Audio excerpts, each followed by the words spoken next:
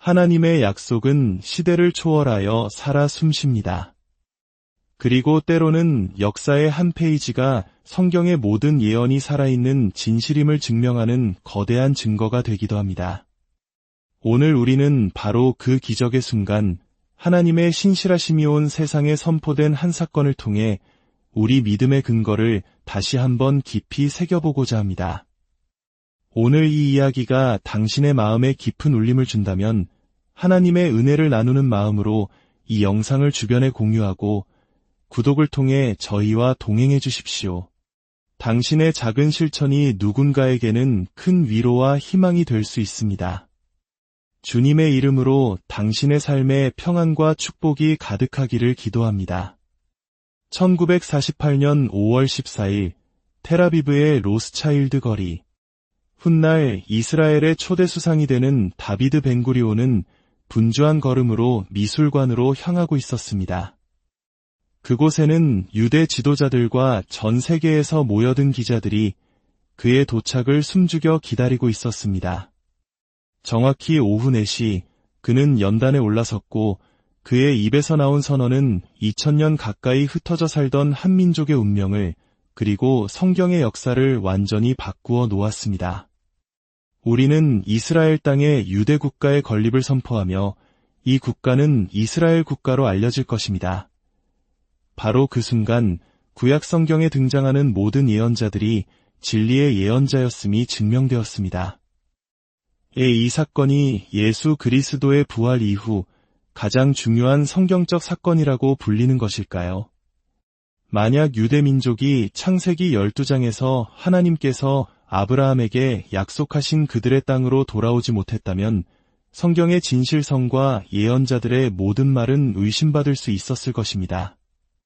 하지만 이스라엘이 기적적으로 다시 태어났을 때 예언자들이 기록했던 모든 말씀이 하나님의 손에 의해 검증되고 성취되었습니다. 이스라엘은 살아있습니다. 왜냐하면 하나님께서 살아계시고 그분은 당신의 약속을 수천대에 이르기까지 지키시는 신실한 분이시기 때문입니다. 살아계신 하나님께 영광과 찬양을 돌립니다. 전능하신 하나님은 이 땅의 창조주이십니다. 그분은 온 땅을 소유하고 계십니다. 성경은 이렇게 시작합니다. 태초에 하나님이 천지를 창조하시니라. 만약 당신이 이 첫 구절을 믿지 않는다면 성경의 나머지 부분도 믿기 어려울 것입니다. 우리는 성경의 어떤 부분은 믿고 어떤 부분은 믿지 않을지 선택할 수 없습니다. 모든 성경은 하나님의 영감으로 주어진 것이기 때문입니다. 땅의 창조주이신 하나님은 그 땅을 당신의 뜻대로 하실 권리가 있으셨습니다. 그분은 아브라함과 이삭, 그리고 야곱과 피의 언약을 맺으셨습니다. 성경에 그 경계가 명확히 기록된 이 땅이 영원히 그들의 소유가 될 것이라는 언약이었습니다. 그렇습니다. 성경은 영원이라는 단어를 사용합니다. 따라서 유대 민족은 이스라엘 땅을 단순히 점령하고 있는 것이 아닙니다. 그들은 그 땅을 소유하고 있습니다. 누가 그렇게 말했습니까? 바로 천지를 창조하신 전능하신 하나님께서 말씀하셨습니다. 예언자 예레미야는 양피지에 펜을 들어 이렇게 기록했습니다. 보라, 내가 그들을 쫓아보냈던 모든 나라에서 그들을 모아 다시 그들의 땅으로 데려와 안전하게 살게 하리라. 보십시오. 그들이 쫓겨났을 때에도 그 땅은 여전히 그들의 땅이었습니다.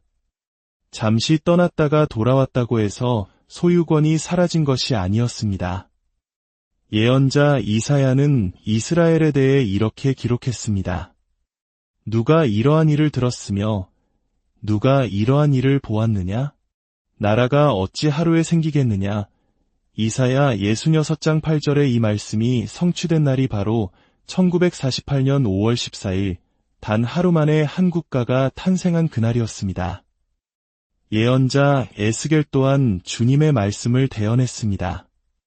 내가 너희를 여러 나라 가운데에서 인도하여 내고 여러 민족 가운데에서 모아데리고 너희의 고국 땅으로 들어가게 하리라. 흩어져 있는 동안에도 그 땅은 여전히 너희의 고국 땅이었습니다.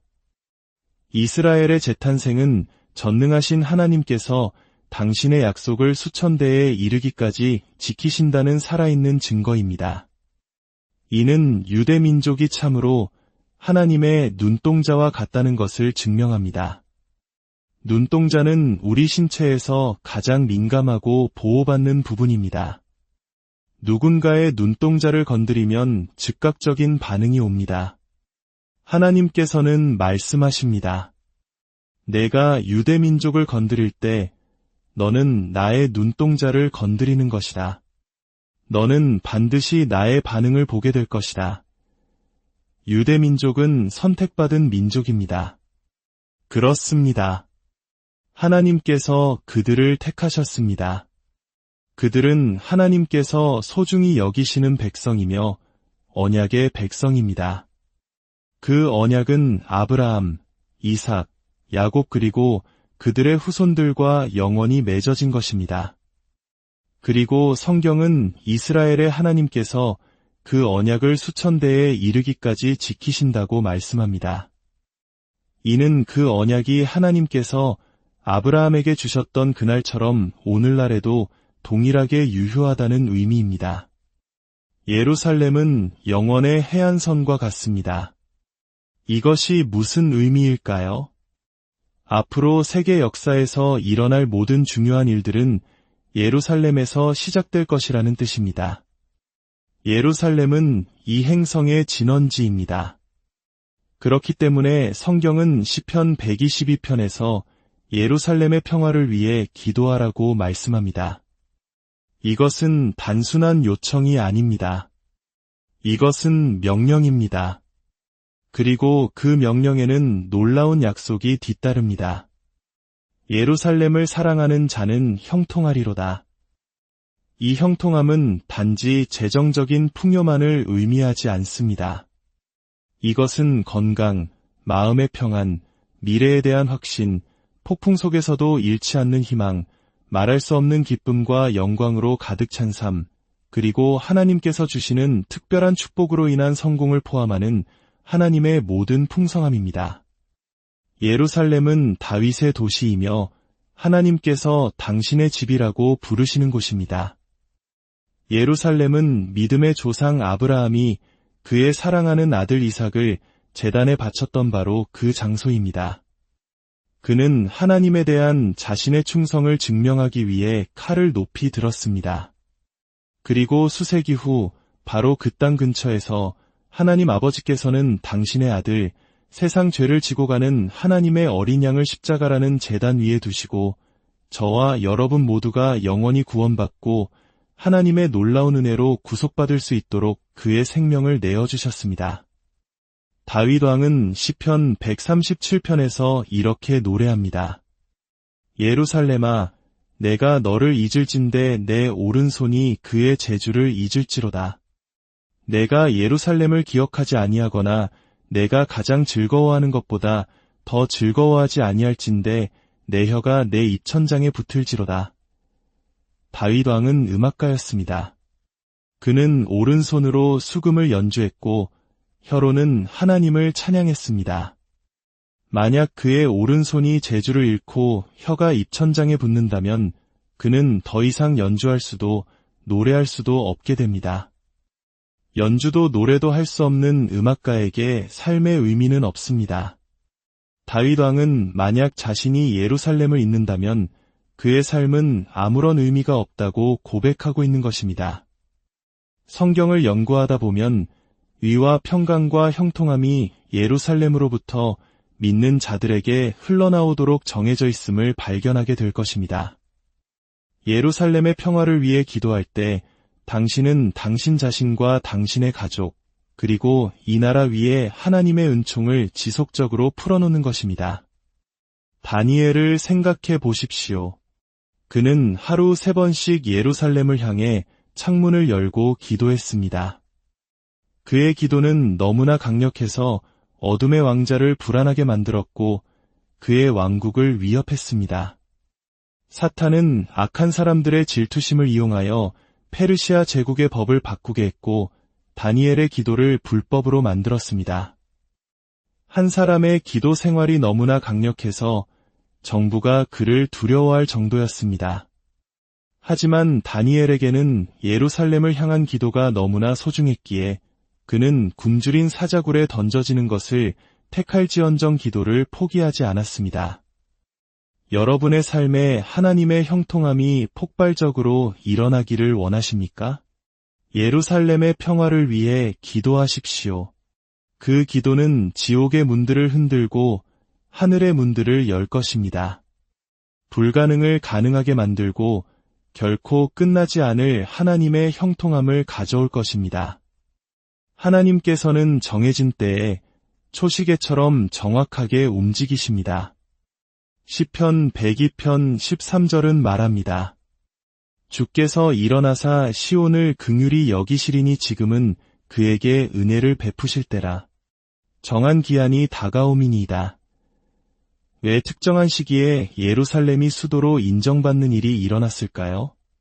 그것은 희년의 해, 바로 정한 때였기 때문입니다. 왜 어떤 교회들은 다른 이들이 이해하지 못할 때 이스라엘을 축복하기 시작했을까요? 이스라엘과 유대 민족을 축복해야 할 정한 때였기 때문입니다. 하나님께서는 하늘의 징조를 통해서도 말씀하십니다. 2014년과 2015년에 나타났던 4번의 핏빛달, 즉 블러드문 현상을 기억하십니까? 놀랍게도 이 현상들은 미 항공우주국 나사에 의해 정확히 예측되었으며 그 날짜는 모두 유월절과 초막절과 같은 유대인의 중요한 명절과 일치했습니다. 이것은 우연이 아닙니다.